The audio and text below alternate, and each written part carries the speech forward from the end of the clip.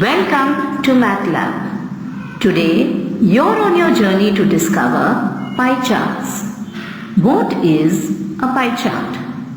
A pie chart is a circular frequency diagram using sectors whose angles at the center are proportional to the frequency. Thus, a pie chart consists of a circular region partitioned into disjoint sectors or sections, with each sector representing a part or percentage of the whole. A pie chart shows how many parts are related to the whole. This is an example of a pie chart. You can see how the monthly budget of a family is divided into different sectors. The central angles of each sector is proportional to the expense. Thus, each sector is a part of the total budget. In a pie chart, the various observations or components are represented by the sectors of a circle, and the whole circle represents the sum of the values of all the observations or components. The total angle of 360 degrees at the center of the circle is divided according to the values of the observation.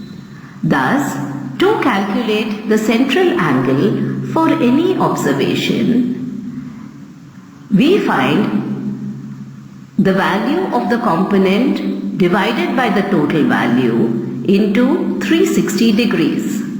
This formula helps you find the central angle for any observation. This table shows the monthly budget of a family. The expenses for different items are shown. The total budget is rupees 12,000. How will we find the central angle for each item? The central angle for food is given by the expense for food, that is 4,500, divided by the total expense, that is 12,000, into 360 degrees. This is equal to 135 degrees.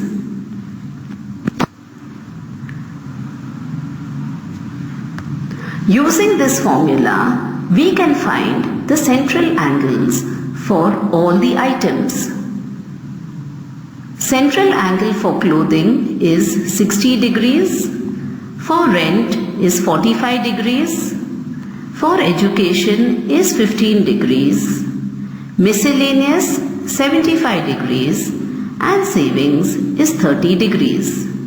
If you add all the total angles, it will add to 360 degrees.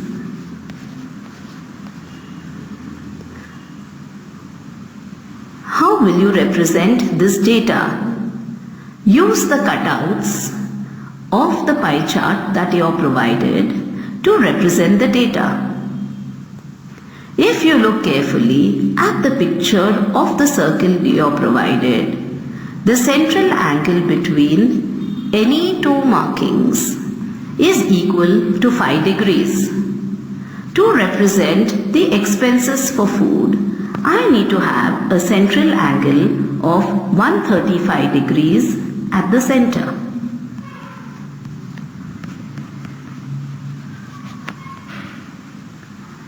To represent clothing, I need 60 degrees at the center.